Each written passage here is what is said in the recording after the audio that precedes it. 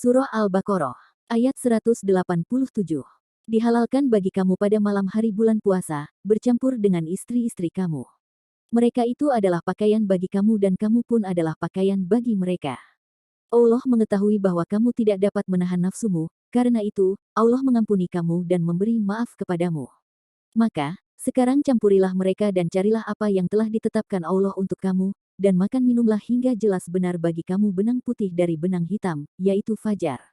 Kemudian sempurnakanlah puasa itu sampai datang malam, tetapi janganlah kamu campuri mereka itu, dalam keadaan kamu sedang beriktikaf dalam masjid. Itulah batas-batas larangan Allah, maka janganlah kamu mendekatinya. Demikianlah Allah menerangkan ayat-ayatnya kepada manusia, supaya mereka bertakwa. Izin bercampur dengan istri yang ditegaskan dalam ayat ini menunjukkan bahwa, puasa tidak harus menjadikan seseorang terlepas sepenuhnya dari unsur-unsur jasmaniahnya. Seks adalah kebutuhan pria dan wanita. Karena itu, mereka, para istri, adalah pakaian bagi kamu, wahai suami. Dan kamu pun adalah pakaian bagi mereka. Kalau dalam kehidupan normal, seseorang tidak dapat hidup tanpa pakaian, maka demikian juga keberpasangan, tidak dapat dihindari dalam kehidupan normal manusia dewasa. Kalau pakaian berfungsi menutup aurat dan kekurangan jasmani manusia, maka demikian pula pasangan suami istri, harus saling melengkapi dan menutup kekurangan masing-masing. Kalau pakaian merupakan hiasan bagi pemakainya, maka suami adalah hiasan bagi istrinya, demikian pula sebaliknya. Silahkan baca Quran Surah Al-A'raf, ayat 26. Kalau pakaian mampu melindungi manusia dari sengatan panas dan dingin. Quran Surah An-Nahl, ayat 81, maka suami terhadap istrinya dan istri terhadap suaminya harus pula mampu melindungi pasangan-pasangannya dari krisis dan kesulitan yang mereka hadapi. Walhasil, suami dan istri saling membutuhkan. Allah mengetahui bahwa, sesungguhnya kamu tidak dapat menahan nafsu kamu, sehingga ada yang bercampur di malam hari, dan menjadikan kamu bagaikan mengkhianati diri kamu sendiri, akibat menduga bahwa hubungan seks di malam Ramadan hukumnya haram. Karena itu, Allah mengampuni kamu setelah kamu mengakui dan menyadari kesalahanmu, dan memaafkan kamu, yakni menghapus dampak apa yang kamu lakukan itu, dari lembaran hati kamu dan lembaran catatan amal-amal kamu. Mengapa mereka dimaafkan, sedang mereka tidak berdosa? Bukankah Allah sejak semula tidak melarang hubungan seks di malam puasa? Benar, Allah tidak melarang, tetapi mereka berdosa ditinjau dari pengetahuan dan kegiatan mereka. Bukankah mereka menduga bahwa itu terlarang, namun mereka mengerjakannya? Jika Anda menduga bahwa gelas yang disodorkan kepada Anda berisi perasan apel, kemudian ternyata ia adalah minuman keras, maka Anda tidak berdosa dengan meminumnya, karena Anda tidak melakukannya dengan niat melanggar, tetapi atas dasar sangkaan bahwa ia adalah minuman halal. Di sini Anda tidak sengaja berbuat dosa. Ini sama dengan yang melakukan kegiatan terlarang tanpa mengetahui bahwa itu terlarang. Sebaliknya, jika yang disodorkan kepada Anda perasan apel, dan Anda menduganya minuman keras, kemudian Anda minum atas dasar ia minuman terlarang, maka ketika itu Anda berdosa, walaupun pada kenyataannya ia bukan minuman terlarang. Di sini yang dinilai adalah niat dan tujuan Anda minum. Setelah menjelaskan bolehnya bercampur dengan pasangan pada malam puasa, dan pemaafan yang dianugerahkannya, ayat ini melanjutkan dengan perintah yang tidak bersifat wajib, perintah dalam arti izin melakukannya, atau menurut ulama lain, anjuran. Perintah dimaksud adalah, maka sekarang, yakni sejak beberapa saat setelah turunnya ayat ini, dan setelah jelas izin bercampur, maka makan dan minumlah di malam hari bulan Ramadan. Jika kamu menghendaki dan campurilah mereka, yakni silahkan lakukan hubungan seks serta carilah, yakni lakukanlah itu, dengan memperhatikan apa yang telah ditetapkan Allah untuk kamu, menyangkut hukum dan anjuran yang berkaitan dengan apa yang diizinkan, baik yang berkaitan dengan hubungan seks maupun makan dan minum.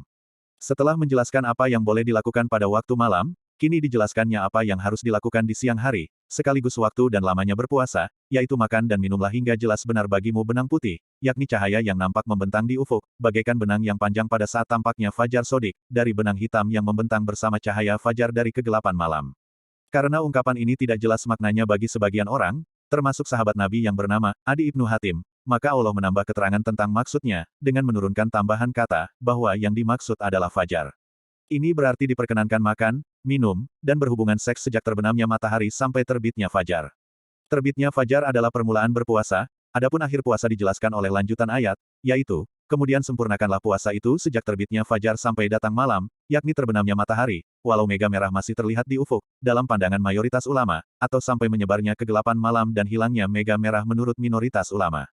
Setelah menjelaskan hukum puasa, dan di celahnya dijelaskan anjuran berdoa, kini diuraikan ibadah lain yang sangat dianjurkan, khususnya pada bulan Ramadan, yaitu beriktikaf, yakni berdiam diri beberapa saat, atau sebaiknya beberapa hari untuk merenung di dalam masjid.